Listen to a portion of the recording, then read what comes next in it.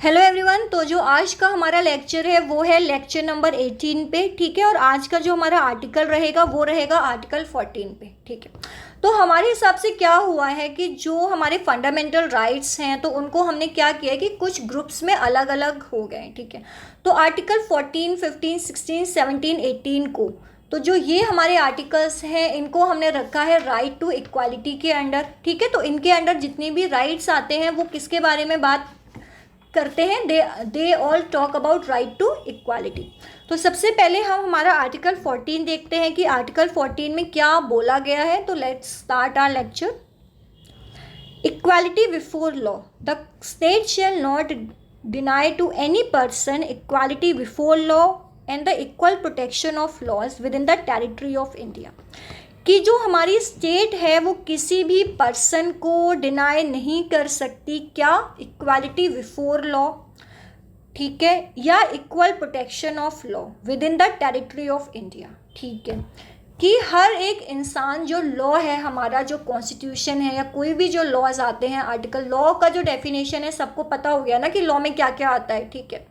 तो लॉ के समान सभी, लॉ के आगे सभी लोग समान हैं। कोई भी इंसान हो, चाहे वो आपका फॉरेनर हो, चाहे वो हमारा इंडिया का नागरिक हो, कोई भी पर्सन है, वो एक लॉ के आगे सब लोग समान हैं, सबको सेम अधिकार मिलेगा, ठीक है।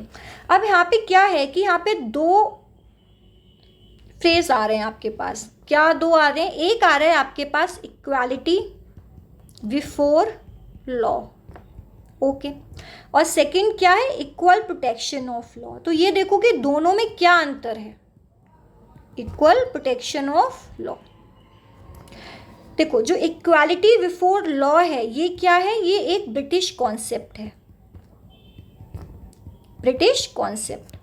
और ये क्या करता है कि ये एक ना जनरल कॉन्सेप्ट है। ये जनरली बोलता है कि जो भी लॉ है और जो भी सिटीजन्स हैं या जो भी फॉरेनर्स हैं, जो भी ह्यूमन बीइंग्स हैं, वो लॉ के आगे सब लोग समान रहेंगे। They are all equal before the law. और जो लॉ है वो सुप्रीम है, ठीक है। तो ये एक ना जनरल कॉन्सेप्ट हो गया, ये किसी पर्टिकुलर की नहीं बात कर रहा है, ये सब लोगों की बात कर रहा है, ठीक है। और इसमें क्या होता है कि जो ये इक्वालिटी बिफोर लॉ है ये कहाँ से प्रोपाउंड हुआ है? वो हुआ है रूल ऑफ लॉ। अब जो ये रूल ऑफ लॉ का कॉन्सेप्ट है ये किसने दिया था? ये प्रोफेसर डाइसी थे, उन्होंने कॉन्सेप्ट दिया था। और उन्होंने क्या कहा था? उन्होंने कहा था कि no one is above law and every one is equal in front of the law. यानी लॉ के ऊपर कोई भी इंसान नहीं है और लॉ के आगे सब लोग समान है। अगर हमारे कॉन्स्टिट्यूशन, हमारे इंडिया में कॉन्स्टिट्यूशन है तो वो कॉन्स्टिट्यूशन सब लोगों पे इक्वली एप्लीकेबल रहेगा। कोई भी लॉ आता है तो वो सब लोगों पे इक्वली एप्लीकेबल रहेगा, ठीक है। तो जो ये रूल ऑफ लॉ है it basically grants the equality before law to every person, ठीक है। अब इसका एक और कॉन्सेप्ट क्या हो गया? इक्वालिटी बिफोर लॉ में क्या होता है कि जब एक लॉ के आगे सभी लोग इक्वल हो जाते हैं तो क्या होता है कि किसी भी इंसान को या किसी भी अथॉरिटी ले लो, ग्रुप ले लो, किसी भी लोगों को कोई स्पेशल, ठीक है, प्रिविलेज नहीं मिलती है। तो it does not talk about equal treatment in equal circumstances. यानी इसका ये मतलब नहीं है कि अगर कोई एक सर्कमस्टांसेस हैं, अगर दो लोग हैं, दोनों के सर्कमस्टांसेस अलग अलग हैं, तो आप उन दोनों को उनके सर्कमस्टांसेस के हिसाब से you should treat them. No, जो दोनों लोग हैं वो एक, जो लॉ के आगे ना दोनों ही समान रहेंगे, दोनों इक्वल रहेंगे। तो ये आता है इक्वालिटी बिफोर लॉ में, इसीलिए इसको हम एक नेगेटिव अप्रोच बोलते हैं, एक नेगेटिव कॉन्सेप्ट बोलते हैं, ठीक है। अब इसमें क्या होता है कि ये क्या है कि ये एक ना आइडियल कंडीशन हो गई कि जो स्टेट है it should not interfere in the society and it should not provide any special, मैं लिख देती हूँ, special privileges to the society. Equality before law में ऐसा मतलब ऐसा है कि वहाँ पे कोई भी स्पेशल प्रिविलेजेस नहीं स्टेट दे सकती है, तो स्टेट के आगे सब समान रहेंगे, okay.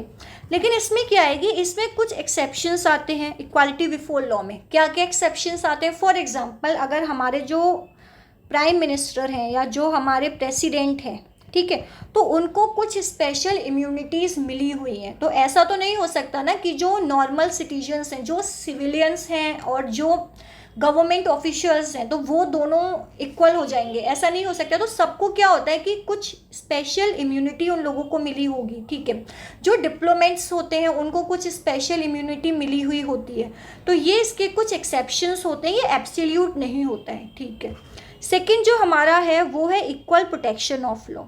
Equal protection of law का मतलब क्या हुआ कि ये एक सबसे पहले तो एक ना पॉजिटिव कॉन्सेप्ट हुआ। किस हिसाब से ये एक पॉजिटिव कॉन्सेप्ट हुआ कि ये स्पेसिफिक बात करता है, स्पेसिफिक कॉन्सेप्ट पे बात करता है। मतलब क्या हुआ कि अगर दो लोग हैं और दोनों के सर्कमस्टेंसेस अलग हैं तो हम दोनों को इक्वली ट्रीट नहीं कर सकते।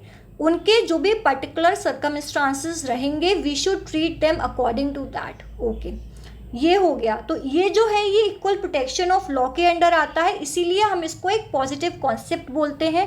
और जो ये थ्योरी है, डॉक्ट्रिन है, ये कहाँ से प्रोपाउंड हुई है? ये अमेरिकन कॉन्स्टिट्यूशन से लिया गया है, ठीक है। तो बेसिकली क्या होता है कि it denotes equality of treatment, लिख लो, it denotes equality of treatment in equal circumstances. Okay, तो इसका मतलब क्या हुआ? इसका मतलब हुआ कि it implies that among equals the law should be equal and equally administered, कि जो लोग इक्वल हैं, जो लॉ होगा वो उनमें ही इक्वल रहेगा। It should not be in general, की जो हमारा इक्वालिटी बिफोर लॉ में आता था कि उसमें क्या था, एक जनरल कॉन्सेप्ट हो गया था कि जितने भी लोग होंगे वो लॉ के अबव नहीं जा सकते, लॉ ही सुप्रीम है, लॉ ही अबव ऑल पर्सन है, ठीक है। इतना समझ आ गया आप लोगों को? ओके।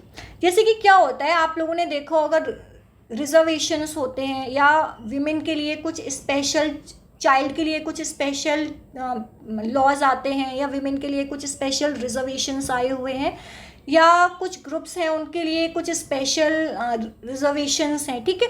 तो वो क्या होता है, वो इक्वल प्रोटेक्शन ऑफ लॉ के अंडर में आ गया, ठीक है। तो हमने क्या देखा कि हमने देखा कि हमारा जो पूरा कंट्री है या हमारे कुछ पीपल हैं उनमें हमने क्या किया कि हमने देखा ओके ठीक है, these are some people who do not have some things, ठीक है। और कुछ लोग के पास है कि हाँ they have all the things. तो जिनके पास नहीं है, जिनके सर्कमस्टांसेस दोनों के मैच नहीं कर रहे हैं, उनके हिसाब से हमने उनको डिफ्रेंशिएट कर दिया। तो उसको क्या बोलते हैं, उसको एक टर्म होता है, उसको बोलते हैं इंटेलिजिबल डिफरेंशिया। इसका मतलब क्या हुआ कि you should differentiate them intelligently, मतलब कि दो पर्सन्स को एक आप अलग अलग आपने डिफ्रेंशिएट किया, ठीक है। अब आपको उससे क्या रिजल्ट लेना है, ठीक है। यू वांट रिजर्वेशन की, हाँ ठीक है, इन दोनों जो ये वाला ग्रुप है it should be also good in every sphere. तो आप उसको कुछ स्पेशल, ठीक है, प्रिविलेजेस दे रहे हो, तो वो किसके अंडर आ गया, वो इक्वल प्रोटेक्शन ऑफ लॉ के अंडर आ गया। तो इसीलिए इट इज़ एक positive concept and it is specific also. तो ये था हमारा आर्टिकल 14 इक्वालिटी बिफोर लॉ। अगर इसमें कुछ भी समझ में नहीं आता है तो आप लोग मुझसे कमेंट बॉक्स में पूछ सकते हैं, ठीक है। Thank you so much.